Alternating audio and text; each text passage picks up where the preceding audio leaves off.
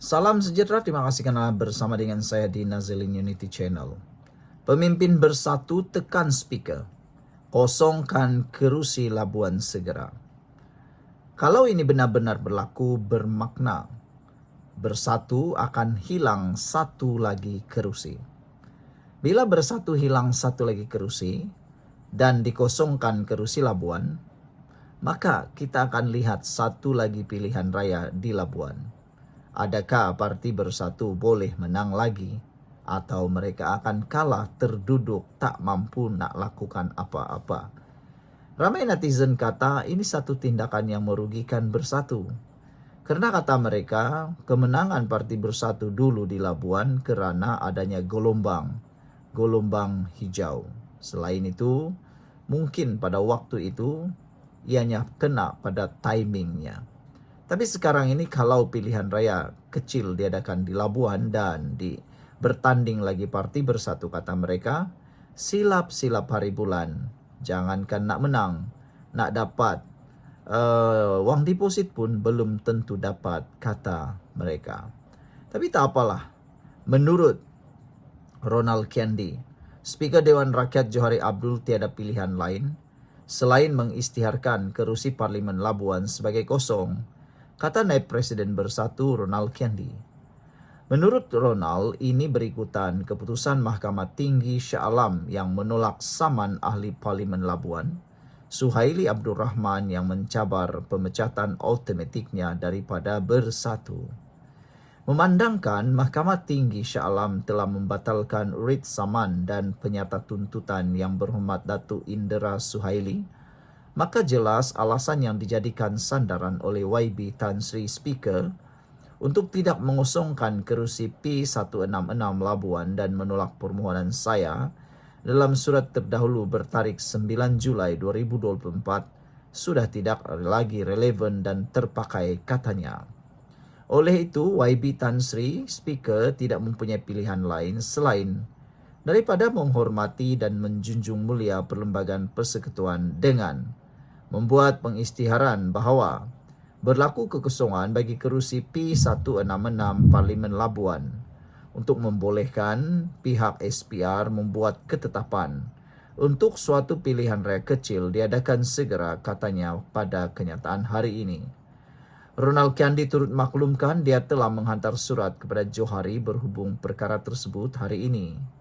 Minggu lalu, Mahkamah Tinggi Shah Alam memutuskan berpihak kepada Bersatu selepas Hakim Nur Hayati Mat mendapati saman Suhaili tidak mempunyai merit.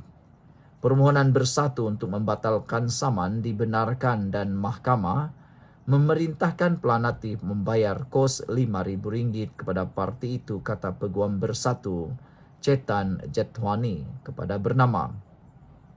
Dalam pemfailan yang dilihat oleh Malaysia Kini, Bersatu berhujah tindakan Undang-Undang Suhaili berkaitan pemecatan keahlian itu satu percubaan untuk mengelak daripada peruntukan Undang-Undang Anti Lompat Parti.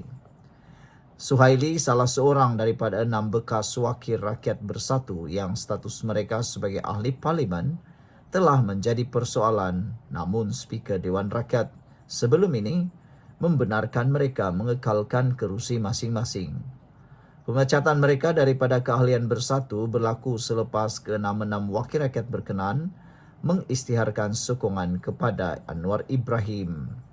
Susulan itu Bersatu meminda perlembagaannya bagi menggugurkan keahlian mana-mana parti yang melompat, satu tindakan yang dijangka mengaktifkan peruntukan anti lompat parti di bawah perkara 49A Perlembagaan Persekutuan sekaligus menyebabkan kerusi mereka dikosongkan.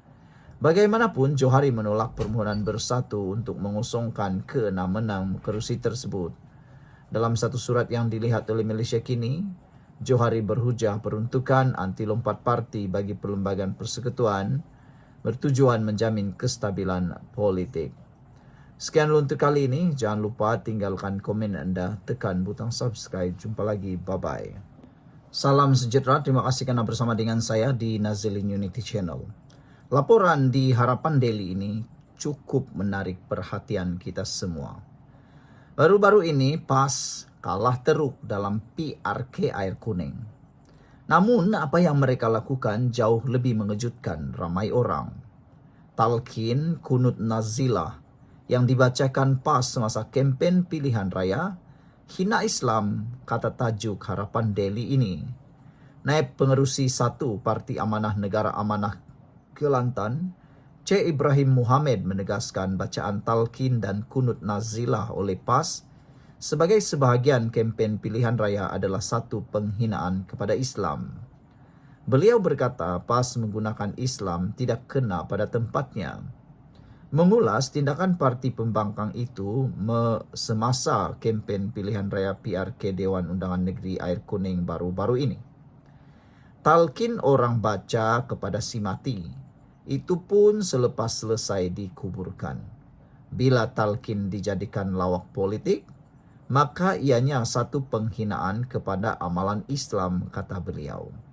Begitu juga dengan kunut nazilah. Ianya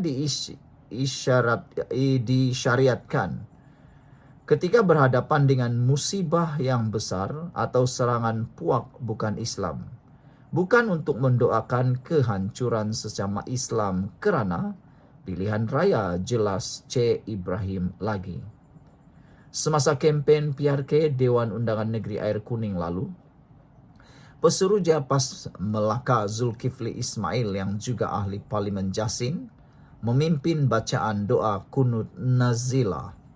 Untuk rekod, doa kunut nazilah disyariatkan oleh Rasulullah sebagai reaksi terhadap musibah besar atau kezaliman terhadap umat Islam. Contohnya, seperti penindasan terhadap umat Islam di Palestin, selain ketika bencana besar atau wabak, serta apabila berlaku kezaliman nyata terhadap umat Islam sebagai satu umat yang bukan sekadar perbezaan politik. Saudara, ini memang betul-betul mengejutkan kita apabila seorang pemimpin daripada amanah, iaitu Naib Presiden 1 Parti Amanah Kelantan, menegaskan bacaan talqin dan kunut nazilah oleh PAS sebagai sebagian kempen pilihan raya adalah satu penghinaan kepada Islam. Jadi saudara, itulah ramai yang kata sampai begitu terdesak sekalinya PAS nak menang, sanggup membacakan talqin dan kunut nazilah. Begitulah sikap nak menang sangat, kata netizen, sehingga mereka sanggup buat apa saja. Penerangan daripada Naib Pengerusi 1 Parti Amanah Negara ini cukup jelas. Kata beliau, PAS menggunakan Islam tidak kena pada tempatnya. Mengulas tindakan pembangkang itu semasa PRK Air Kuning. Kata beliau, talqin orang baca kepada si mati, itu pun selepas selesai dikuburkan. Bila talqin dijadikan lawak politik, maka ianya satu penghinaan kepada amalan Islam, katanya. Begitu juga penerangan cukup jelas daripada Naib Pengerusi atau Naib Presiden Parti Amanah, Pengerusi Parti Amanah ini, juga tentang kunut nazilah. Kata beliau, ianya disyariatkan ketika berhadapan dengan musibah yang besar atau serangan puak bukan Islam. Bukan untuk mendoakan kehancuran sesama Islam kerana pilihan raya, jelas C. Ibrahim lagi. Sekian dulu untuk kali ini. Jangan lupa tinggalkan komen Anda.